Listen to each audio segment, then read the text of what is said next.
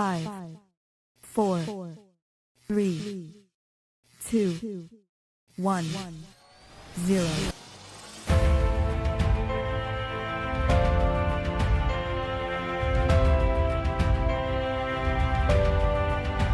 Assalamualaikum warahmatullahi wabarakatuh. Alhamdulillahilladzi rabbil alamin ala asyrafil anbiya'i wal mursalin wa ala alihi wa sahbihi ajmain. Amma ba'd.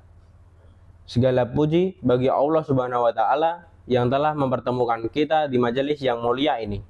Sholawat serta salam semoga senantiasa tercurah kepada junjungan kita Nabi Muhammad sallallahu alaihi wasallam. Hadirin sekalian, marilah kita buka renungan kita hari ini dengan sebuah surah pendek yang amat dalam maknanya, yaitu surah Al-Asr. Allah Subhanahu wa taala berfirman, "Wal 'asri, innal insana lafi husrin illa alladziina aamanu wa 'amilus sholihati wa tawassaw bil haqqi wa tawassaw bis sabr." Demi masa, sesungguhnya manusia itu benar-benar dalam kerugian, kecuali orang-orang yang beriman dan mengerjakan amal soleh, dan nasihat menasihati supaya menaati kebenaran, dan nasihat menasihati supaya menetapi kesabaran. Hadirin yang dirahmati Allah, ayat tersebut adalah peringatan paling keras bagi kita. Allah bersumpah demi waktu, menunjukkan betapa agungnya karunia ini. Namun, di antara 31 sebab lemahnya iman, salah satu yang paling sering kita lakukan adalah menyia-nyiakan waktu. Waktu bukanlah sekedar detik dan menit. Imam Hasan Al-Basri rahimakumullah pernah berujar, "Wahai anak Adam, sesungguhnya engkau hanyalah potongan waktu. Ketika berlalu satu hari, maka berkurang pula sebagian darimu." Artinya, waktu kita adalah hidup kita. Ketika kita membuang waktu dalam kesia-siaan, nongkrong taman faidah, atau mengikuti hal-hal yang tidak berguna seperti mengurusi perkembangan politik, padahal kita bukan politikus itu.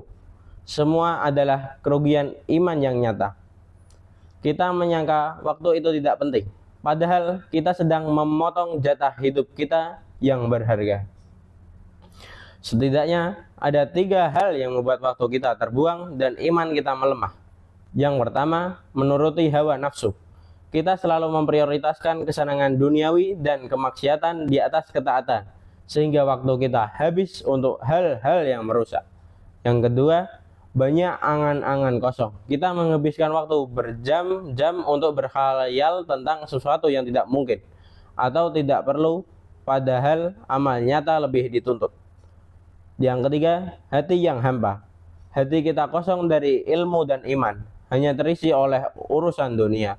Akibatnya, pandangan hidup kita hanya tertuju pada materi, melupakan persiapan untuk akhirat. Lalu, bagaimana cara menyembuhkan lemahnya iman akibat membuang waktu? Nabi Shallallahu Alaihi Wasallam telah memberikan resep paling mujarab, paling ampuh, yang merupakan anjuran untuk memanfaatkan waktu secara maksimal, yaitu hadis yang berbunyi, "Manfaatkanlah 5 perkara sebelum 5 perkara." Yang pertama, masa mudamu sebelum masa tuamu. Jangan menunda ibadah saat tua. Kekuatan dan ingatan kita telah berkurang. Yang kedua, masa sehatmu sebelum masa sakitmu. Beribadahlah dengan maksimal selagi sehat. Saat sakit, banyak ketaatan yang sulit dilakukan.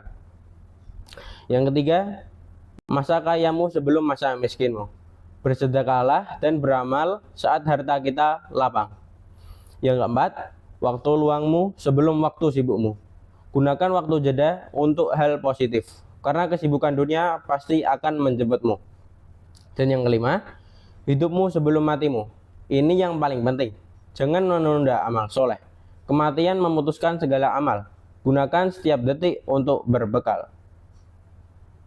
5 perkara ini adalah peta jalan kita. Kalau kita sudah tua, kesempatan beramal berkurang.